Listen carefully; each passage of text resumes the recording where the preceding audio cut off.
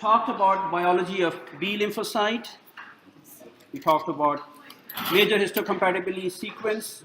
Next is biology of T lymphocytes. So in this part, you'll see a lot of familiarities because of the B cell T cell resemblance. We'll talk about what actually is difference between a B cell receptor and a T cell receptor.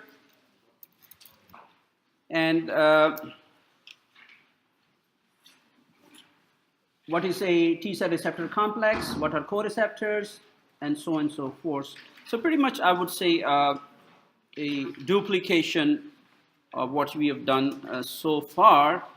Well, let's begin with the T cell receptor. So T cell receptor happens to be the most important structure expressed on a T cell. Now remember, having said that the T cell receptor is a part of immunoglobulin superfamily, again will give you an idea that this receptor has an ability to react with 10 to the 18 trillions of antigen, and then all this is coming from the sequence of gene that is there in VDJ sequence that we have. And since it's a part of immunoglobulin gene family, so it has to have a valency in a conformation in terms of protein structure. We want to find out what are the antigen that this T cell can recognize.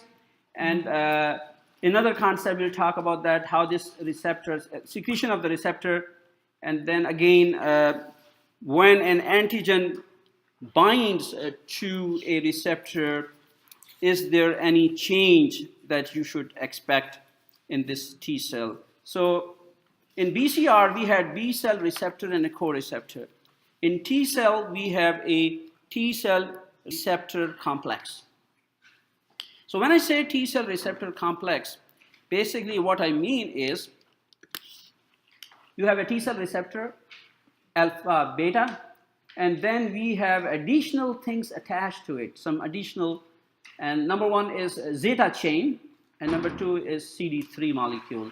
So TCR plus CD3 plus zeta chain is what is called TCR complex.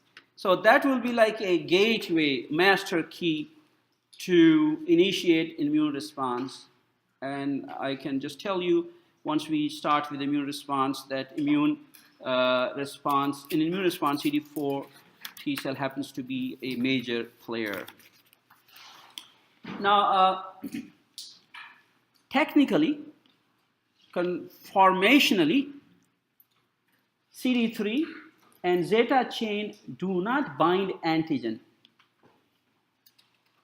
So they are there sitting next to TCR, but they act as a signal transduction molecules. So they will pass this information downstream. Another term I want to introduce is upstream and downstream.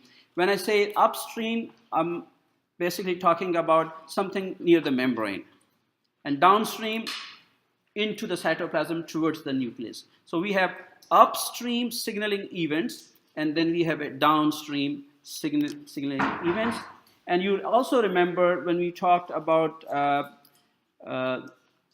another receptor, we talked about ITAM. So ITAM basically is immunoreceptor tyrosine-based activation motif. And it's a tyrosine kinase sequence, so all those kind of proteins which are there. And I have a couple of videos as well to show you. We'll actually see that what happens when the T cell engages with a antigen and how the sequence of event follows. Now, again, this is a TCR complex. This is a cell membrane, and you can see over here there's a TCR. It's like a super IG family. They are alpha and beta antigen binding chains. So they're alpha and beta antigen binding chains, and then have associated signal transduction complex, which is over here, which is called CD3.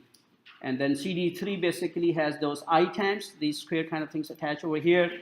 and then there is a zeta chain that basically has these rectangular boxes.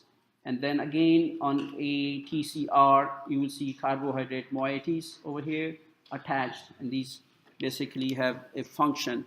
So TCR receptor happens to be very important in quite a few drugs, and you would not understand an immune response if you don't understand what are the players. So TCR plus CD3 receptor plus zeta chain. So these are the three structures that you need to know when we talk of TCR complex. And these basically, but the other important thing, keep in mind, these alpha and beta chains are the only area where it binds an antigen, and then disulfide bonds are there, double S bonds are here. Now, basic principle, pretty much the same. We have a interaction of TCR. So we have a host cell which has an MSC molecule, and then it needs to talk to a TCR as compared to the BCR that you saw. So in a TCR, again, since it's a super Ig family like antibody, it has a constant chain and it has a variable chain. So you can see over here, this one in the region is not only variable chain, but it's hyper variable region, which stands for V alpha and V beta. So this is a typical or prototypical MSC molecule that attaches, picks up a peptide and attaches to it and then expresses to a T cell. So this interaction has to take place before we switch on the immune response. So these are switch ons on an immune response. Now, it doesn't mean that TCR just has a TCR receptor. Like any other molecules that you saw a list of them on a B cell, T cell also has a coreceptor molecule. So they are coreceptor molecules. The other term you must have noticed when I say when the B cells or the cells are in bone marrow and they are just being produced, they are naive, they haven't seen an antigen, and they need to go out in periphery to see and look for antigen. Once they see an antigen, then they become activated, they become mature. So when I say mature, this means they have seen an antigen. And when I say activated, this means that something has stimulated them. So you should expect changes in TCR. So normally a naive T cell should not express a coreceptor, but once it matures, it starts expressing coreceptor.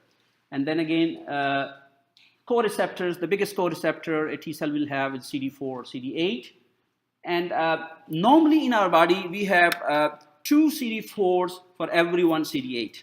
So 2:1 ratio that we have. And it's important for you to know because in AIDS, it gets reversed because you lose CD4 T cell. So there are twice as much number of CD4 as compared to CD8.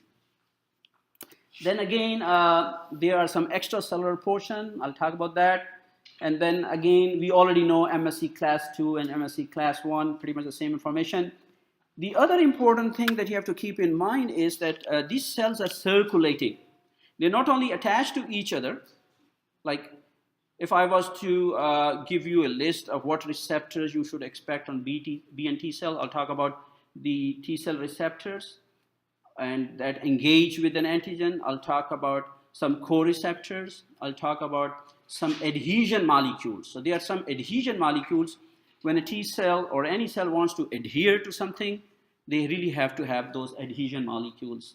So they are also important because they need to kind of stick to that cell for a good amount of time to benefit or to cause an immune response. Now, in this case, what you can see, let's look at A. Again, there's a T cell over here, which is, of course, a CD4 T cell because it has a TCR complex composed of 3 things. Looks simple over here. Then it has a coreceptor CD4. This is called CD4 T cell because it has a coreceptor. And then a antigen presenting cell has to have class 2, we discussed earlier as well. and present a peptide to that. So this is how they come together and have a tight bonding where a TCR connects with MSC class 2 in the presence of CD4. On the other hand, if it's MSC class 1, so probably we are talking about CD8. CD8 also has a TCR receptor, but the co-receptor is different. And you can see in this figure, it may seem to you like a cartoon, but the fact is that they are a structural differences between CD4 and CD8. And this CD8 has a site. When I told you about MSC, a molecule, I told you there is an attachment site on MSC molecule for CD8. There's an attachment site on MSC class 2 for CD4. So they are pretty much snugly fit. They has to kind of flow into each other. Okay, so same information in a different format. We have two different peptides presented either in class 1 and class 2. Repeat information, class 1 seen by CD8 in context of course, class 1. And then class 2 all seen by CD4. And we talked about the size of the peptide they need to see. So these were like co-receptors. Then again, as I said, there may be co-stimulatory molecules. So remember, I just told you that once they come together and they pass this information, there has to be a mechanism to either speed up or speed down this activity. So there has to be, that usually is done by co-stimulatory molecules. So these are co-stimulatory molecules. The word suggests that they also stimulate, but sometimes they can have negative effects. So this means they'll put a brake on that. The famous one that you will see drugs in the market right now, the drugs in the market which are there are for CD8, CTLA4, CD40L, and ICOS. They are. And these are co-stimulatory molecules. Then as we go along, I'm going to take them in detail because some of the drugs just came. They just patented this year, last month, last week, things of that nature. So it's pretty hot topic for you to really understand how it works and what's immunopathogenesis for them. I just told you there are some adhesion molecules. And yesterday I talked about the homing molecule. So homing molecule is something that a signal induces that we need to have a T cell. There's a problem somewhere, say we need to have T cell. But T cells are developed in, the signal comes from periphery, but they are developed in lymph node or spleen, right? So when that signal goes, they attach a tag over there, homing tag, making sure the T cell will come back to its home, original home. And then of course, this is not that simple. It has to have a molecule. So that molecule is there, and there are a bunch of adhesion molecules out there. For example, I'll just roughly give you an example, not for a T cell. You must have heard by anti-cholesterol drug simvastatin. So one of the actions for simvastatin is that it basically stops adhesions of nucleus to the vessels, because many a time we get clogging because the neutrophils are there, cells of innate immune system, and they will come and attach over here and narrow the lumen of the vessels and cause problem. We do not want neutrophil adhesion. So we have to have an action that will block or blunt those receptors that are for adhesion. Or we want to sharpen. For example, if I want a particular cell to go and kill a cancer, I would want the cell to carry the adhesion molecules that they can stick to a cancer and kill it. But in the interest of cancers will make sure that all those cells which are directed towards them are naive, are not carrying all those machinery that are there to cause me damage. Okay? So this is an important thing, and don't worry about the detail, but I'm just give you the specific names for that. And as we move along, chemokine receptor, for example, and then LFAs. These are very specific molecules and very specific blocking agents that either we can block them so that that action doesn't take place. Okay. So so far I've talked about CD4 cells and CD8 cells, and if you remember, I talked that the receptor they have has protein which are alpha and beta proteins. Right? Now, there's another type of cells we call gamma delta. So these are called gamma delta T cell. Interestingly, they are located in small intestine. If you look at the mucosal surface of small intestine, and you see all those cells over there which are tightly together. So these cells are interspersed between them. And we call them that's the word coming from intraepithelial cell. Interestingly, they lack CD4 and CD8 co-receptor molecules. And they are predominant in mucosa. That's part of my research as well. Because I remember when we were first year medical student, we knew that they were something over there. We didn't know the details. But now we find out they are T cells. The difference is they don't have CD4 cell and CD8 cell, but they are there. So the question is, what are they doing? So that's a question of research. So that is something that we can add on to this existing knowledge that we have. Okay? And then there are many other things. Now, if you remember the markers expressed on the B cell, now I'll tell you the marker expressed on the T cell. And just in your mind, keep in mind that if they were to come together and interlock with each other, B and T cell, what will be adjoining molecules? If one has a CD40 molecule, the other should express CD40 ligand. That's what they will bring them together. So there has to be complementary and an opposite molecule that will bring them together to initiate that. So let's talk about that. And the T cell basically is one of the hot topics because most of the drugs that are out in the pipeline in the market, and then again, if I remember your individual project as well, there was one special item that I want you to come up with a new drug. So if you talk about penicillin or tetracycline, they are not new drugs. So most of the new drugs will be in terms of immunology, even for treating infections. So you really have to go and research that. That may not be there in your textbook as well. So let's see the important molecules. Now, I just said that naive cells, activated cells, right? So this was a term that I use. So, or I can also say naive cell or unactivated cell. I talked about immature cell. So keep in mind these terms that we use and the good reason for that. Now remember, as a rule, you don't want to carry everything on you. So T cell doesn't circulate on patrol with carrying everything that possibly is required to run around.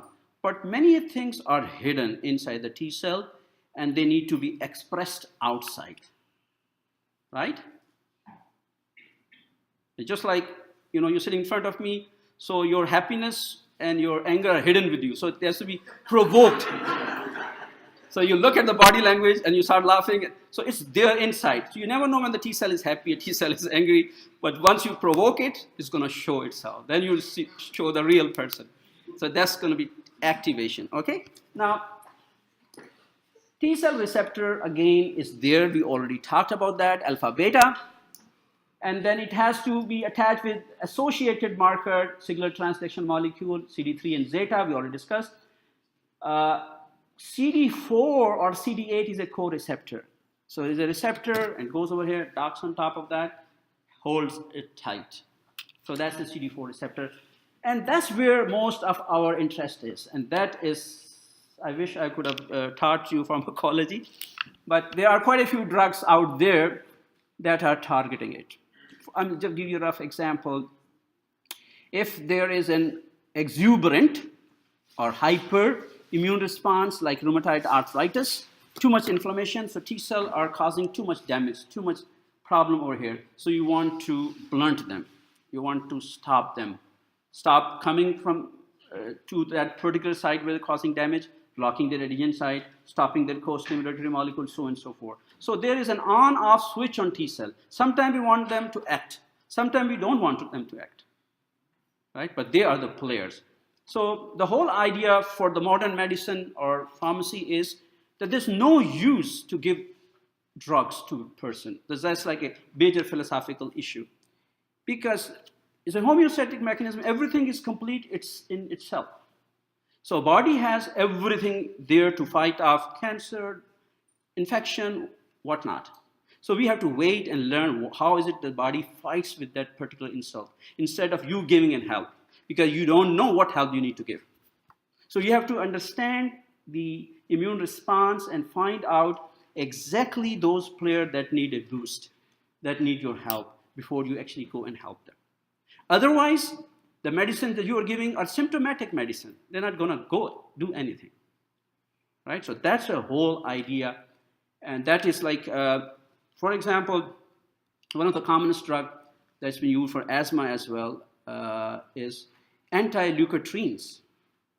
So these leukotrienes are chemokines, they're cytokines released by T cells, right? So you never know what actually, because there's a fight going on between the system and the problem, and you need to go and help them, but you want to precisely find what is it that they need. So this area over here is an important, and as it suggests over here, hashed bar indicate expression induced by activated cell. So this means that cell may not have it to begin with, but once they get activated, they will start expressing that. Okay, now I'll give you an example. For example, CD28. So this is a molecule that interacts with a B7 molecule which is expressed on antigen presenting cell, right? Once it gets engaged, it comes in contact with each other, the cell gets activated, right? We want cell to get activated, but we want to control and limit. Orchestrated response, a balanced response, a good response. We want to have a normal immune response, not an exaggerated hyper or hypo. So that is a challenge. So it stimulates that. So CD8 stimulates it. But then it realizes that how do we, it's just like a car with an accelerator only. You cannot drive a car with the accelerator only. You have to have a brake, right? So what you do is that you need to then make sure that you put a brake. So CTLA4 would be a brake. So they will kind of act oppositely, like positive feedback, negative feedback. So that is very important. Then we have CD40 that interacts. You can see this is a ligand over here, and the actual CD40 is an APC and B cell, and this is important for expression of those cytokines. Remember, I just told you the treatment of choice for asthma is cytokines. So these T cells, when they get activated, they produce some soluble mediators that help you, like gamma interferon that we give as a vaccine. So these cytokines can only be initiated when these two signal gets attached. So these, then we have, you can see a lot of adhesion molecules, because T cells would not cause you help or damage unless they get the signal, they want to go, but they want to stay there to help you out. So they have to have adhesion molecules. So you can see there are adhesion molecules, and many of them over here. And then again, homing molecule, which is CD62L, and then a chemokine receptor, because sometimes what happens is that chemokine also act like hormones in a paracrine way. So they are produced by the T cells, they secrete it, they go out like a hormone, and they come back and act on the same cell. This is called paracrine hormonal action that we normally call in terms of chemokine receptors. Okay, so it may look a little bit complicated to you, but as we move along, then you will see me repeating quite a few words, and they're out in there, and some of them are being there as marketed drugs as well. It will say exactly this drug is an anti-CTLA4, for example, that this is a drug that stimulates, because the thing is this, if we find out that your cells are producing less cytokines, we will kick in and can't stimulate that. So we'll have drug that will upregulate these receptors. If we want to stop it, we will downregulate them. And some of the drugs and some of the things will actually increase expression of these on top of that. And guess what? We are learning this from microbiology and cancers.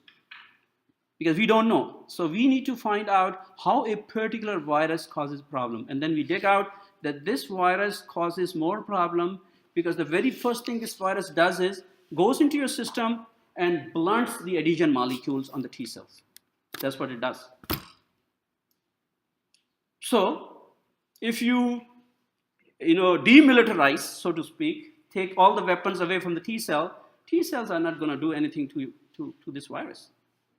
But this is how viruses cause problem. So we learn from them, and then we apply on ourselves and want to make sure that we fight that mechanism and help the body. So that's where it is coming from. Okay. Again, remember that many of them are, almost all of them are proteins. And when I say proteins, what I mean is that proteins are regulated, they are peptide, they are gene expressions, and they may be different and variable, right? So once we say proteins, we want to go back and look at the genes. So for example, if they tell you that you have a deficiency, they look at the profile of your T cell like AIDS virus and say, well, AIDS virus is going to remove that coreceptor CD4, for example, or such and such will mess up your. So if they mess up that particular receptor, then they will put us in danger, right? So that is one thing. The other thing that you have to keep in mind is that, again, repeat slide, repeat information, is that when we say TCR, I just said that this has an ability to generate enormous number of genes so that we deal with each and every antigen totally separately. Okay? And I'll stop here.